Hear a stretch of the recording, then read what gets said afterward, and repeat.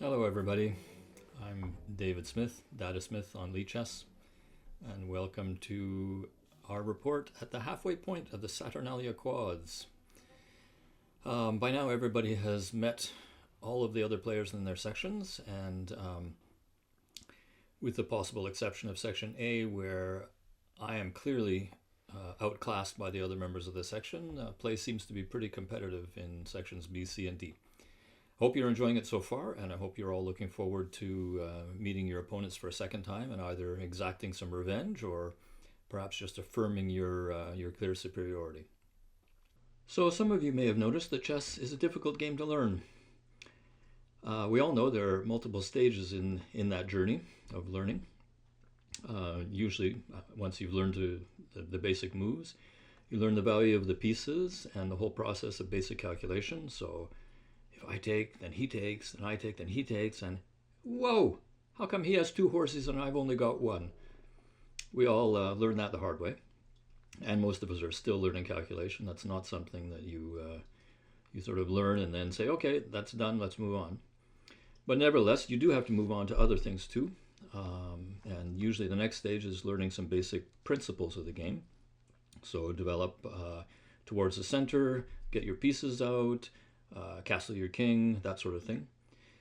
And you know, those are all very good rules, and unfortunately though, we tend to treat them as rules as opposed to guidelines, because each of those rules has exceptions, and this is where real chess learning starts to get even more challenging, so that double pawns are to be avoided except when they're not, or bishops are better than knights except when knights are better, and deciding what the conditions are for the exception is not super easy.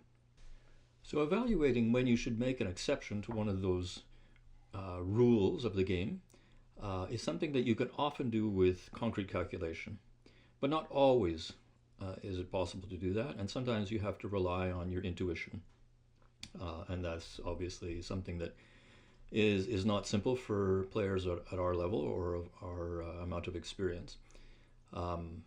At the Grandmaster level, of course, it's a whole different story.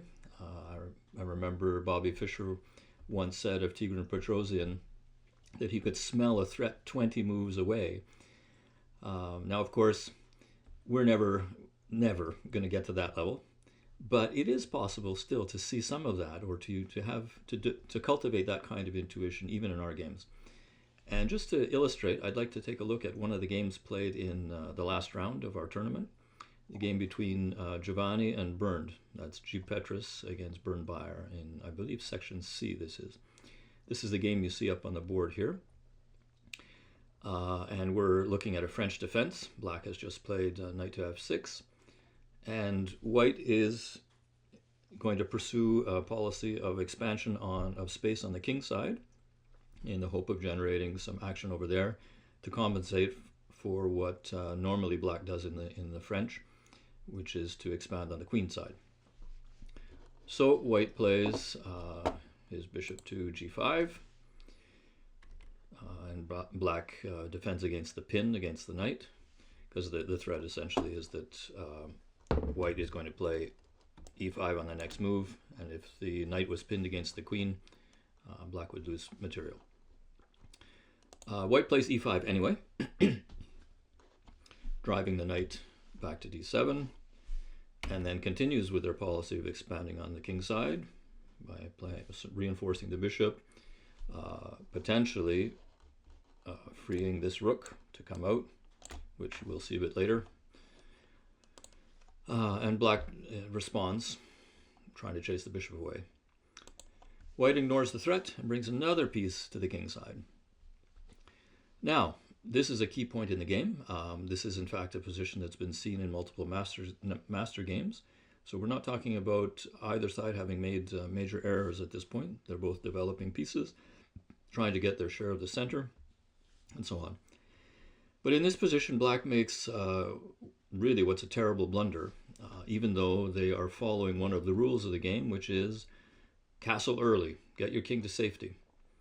And maybe rephrasing the rule from castle early to get your king to safety would be an important way of looking at this position, because without doing the least bit of calculation, you can just look at this position and see that white is clearly got far more force available on the king side than black does. So when black castles, black is essentially castling into danger, because all of the queenside pieces that have not left their original squares are isolated from the king side. They can't participate in the defense. The knight that used to be on the king side is now gone and has no access to the king side, because the f6 square here is controlled by the white pawn. Oops, right. Let's get the right, there we go. So this is probably a bad idea to castle over here, even without calculating the smallest thing. The other thing is that if you do very, very basic calculations, you can see that white has possibilities of bringing the rook into play very quickly. This bishop can come into play very quickly on the king side. And as I said, the black has no real easy way to bring defenders to the aid of their king. So more or less, the white's next move becomes pretty much a no-brainer. White doesn't even have to calculate, frankly. White can play this move, which is giving up a bishop after all.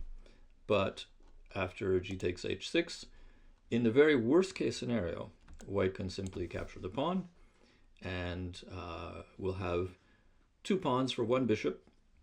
Not obviously a deficit if you evaluate it strictly materially, but two pawns for a bishop, as well as a wide open black king which has no defenders around him. So I think that's a fair trade.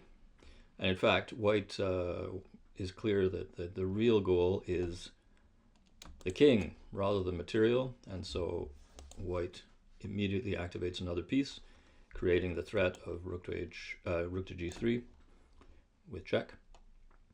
Black decides to defend their g6 pawn.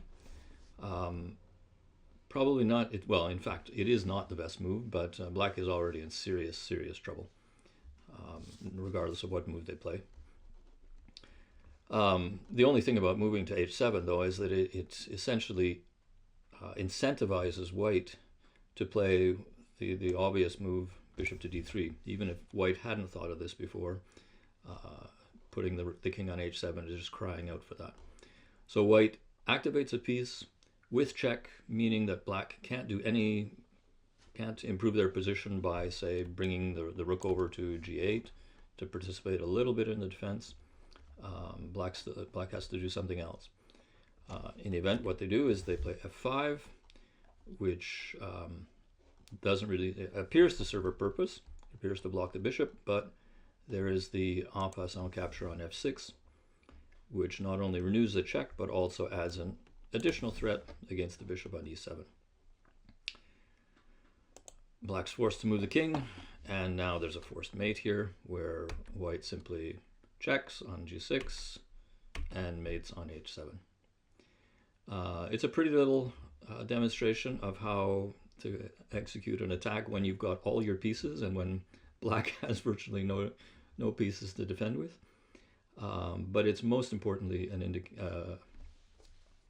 illustration of how you need to take a second look at those rules that you all learned from Fred Renfeld or whoever you learned them from, and think twice about them before you just play them blindly. So good luck to all of you in your games this week and in the rest of the tournament. And I'll be looking forward to talking to you again soon. Take care.